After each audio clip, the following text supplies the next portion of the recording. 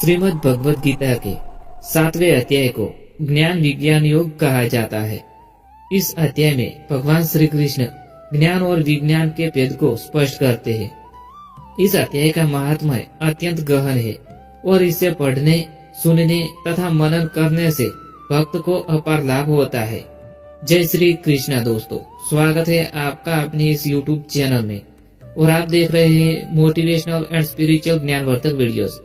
दोस्तों, आज के इस नए वीडियो में हम आपको श्रीमद् भगवद गीता के 7वें अध्याय का लाभ और महात्म्य समझाते हैं, जिसे अच्छे से सुनना और समझना। और यह वीडियो अपने दोस्तों के साथ शेयर करें, अपने परिवारजनों के साथ शेयर करें।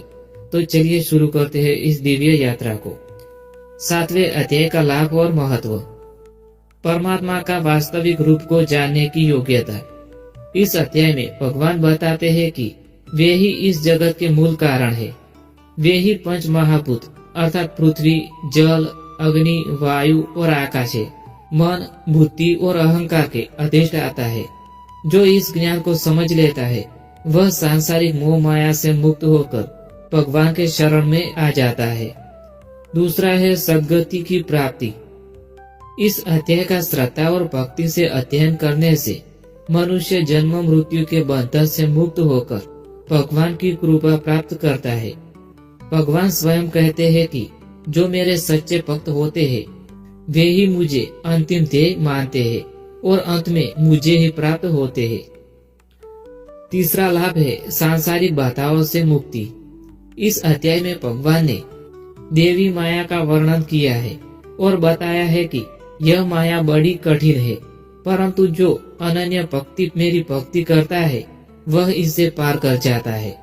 7वें अध्याय के निरंतर पाठ से मनुष्य की सभी सांसारिक बाधाएं दूर हो जाती है और उनका जीवन सहज एवं शांतिमय बन जाता है। चौथा लाभ है ईश्वर का सच्चा आश्रय मिलने का लाभ। भगवान कहते हैं कि 4 प्रकार के लोग मेरी भक्ति करते हैं। पहले है आर्त अर्थात दुखी, जो कष्ट में होते हैं वही। दूसरे है जिज्ञासु, जो आध्यात्मिक जिज्ञासा रखते हैं। तीसरे है अर्थार्थी, जो धन, ऐश्वर्य और सुख की कामना रखते हैं। चौथे है ज्ञानी, जो मुझ में ही स्थिर रहते हैं और मेरे ही सच्चे रूप को जानते हैं। इस अध्याय के अध्ययन से मनुष्य ज्ञानी भक्त बनने की दिशा में अग्रसर होता है। 5वां लाभ और महात्म्य है कर्म बंधन से मुक्ति और मोक्ष का मार्ग। इस अध्याय में भगवान स्पष्ट करते हैं कि जो सच्चे हृदय से मेरी शरण में आता है उसे वे संसार के बंधनों से मुक्त कर देते हैं। 7वें अध्याय के निरंतर अध्ययन से व्यक्ति में भक्ति भाव बढ़ता है और उसे मोक्ष की प्राप्ति होती है। दोस्तों, अब हम आपको श्रीमद् भगवद गीता के 7वें अध्याय के लाभ और महात्म्य से संबंधित एक कथा सुनाते हैं, जिसे अच्छे से सुनना और समझना। प्राचीन काल में विदर्भ देश में एक राजा राज करता था, जिसका नाम रत्नसेन था। वह एक पराक्रमी और धर्मपरायण राजा था, लेकिन सांसारिक भोग विलास में अत्यधिक आसक्त था। वह अपने जीवन को ऐश्वर्य और विलासिता में व्यतीत कर रहा था और उसे आध्यात्मिक ज्ञान में कोई विशेष रुचि नहीं थी। राजा का सांसारिक मोह और साधु का आगमन। एक दिन एक महान संत उसके दरबार में आए। राजा ने उनका यथोचित सम्मान किया और उनसे पूछा, हे महात्मा, बताइए इस जीवन का सच्चा उद्देश्य क्या है और मैं अपने जीवन को कैसे श्रेष्ठ बना सकता हूँ। संत ने उत्तर दिया, हे राजन, जब तक मनुष्य को यह ज्ञान नहीं हो जाता कि इस संसार की प्रत्येक वस्तु नाशवान है, जब तक वह माया के जाल में फंसा रहता है, यदि आप वास्तविक सुख और शाश्वत आनंद की खोज में है तो आपको श्रीमद् भगवद गीता के 7वें अध्याय को गहन अध्ययन करना चाहिए। राजा का 7वें अध्याय का अध्ययन। संत के वचनों से प्रेरित होकर राजा ने 7वें अध्याय को पढ़ना शुरू किया। धीरे धीरे उनका मन सांसारिक सुखों से हटकर ईश्वर भक्ति की ओर मुड़ने लगा। उन्होंने जाना कि भगवान श्री कृष्ण ही इस जगत के मूल कारण है। वे ही पंच महाभूतों, मन, बुद्धि और अहंकार के नियंता है। भगवान की भक्ति से ही देवी माया का अतिक्रमण हुआ है। सांसारिक मोह से मुक्त होने के लिए केवल श्री कृष्ण की शरण में जाना ही एकमात्र उपाय है। राजा की कठिन परीक्षा। राजा पूरी तरह से श्री कृष्ण की भक्ति में लीन हो चुके थे, लेकिन भगवान हर भक्त की परीक्षा लेते हैं। एक दिन राजा को सूचना मिली कि शत्रु सेना उनके राज्य पर आक्रमण कर दिया है। राजा की स्थिति कठिन थी। यदि वे युद्ध करते तो उन्हें पुनः सांसारिक कर्मों में लिप्त होना पड़ता। यदि वे युद्ध न करते तो प्रजा का कल्याण संकट में पड़ जाता। राजा ने 7वें अध्याय का स्मरण किया और भगवान से प्रार्थना की।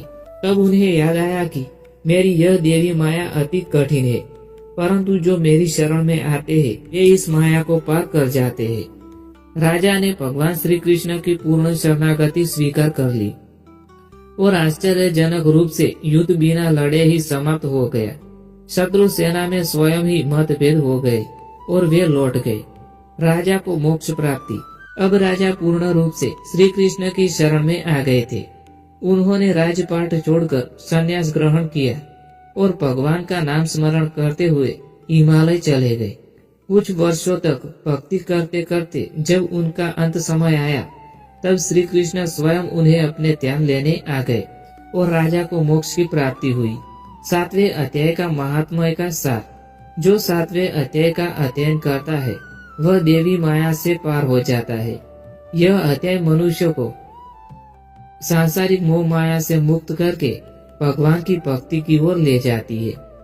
7वें अध्याय का पाठ करने से मनुष्य को ज्ञान और विज्ञान दोनों की प्राप्ति होती है। जो इस अध्याय को पढ़ता या सुनता है उसे मृत्यु के समय भगवान श्री कृष्ण स्वयं अपनी शरण में ले लेते हैं। 7वें अध्याय केवल एक साधारण शास्त्रीय ग्रंथ नहीं है, बल्कि यह भक्त को मोक्ष तक पहुंचाने का एक दिव्य मार्ग है। जो भी व्यक्ति इस श्रद्धा से पढ़ता या सुनता है उसे सांसारिक बंधनों से मुक्ति और परमात्मा की कृपा प्राप्त हो जाती है। दोस्तों, मैं उम्मीद करता हूँ कि आपको यह दिव्य ज्ञान पसंद आया होगा। अगर पसंद आया हो तो वीडियो को लाइक करें, शेयर करें और चैनल को सब्सक्राइब करना ना भूलें। Thanks for watching video.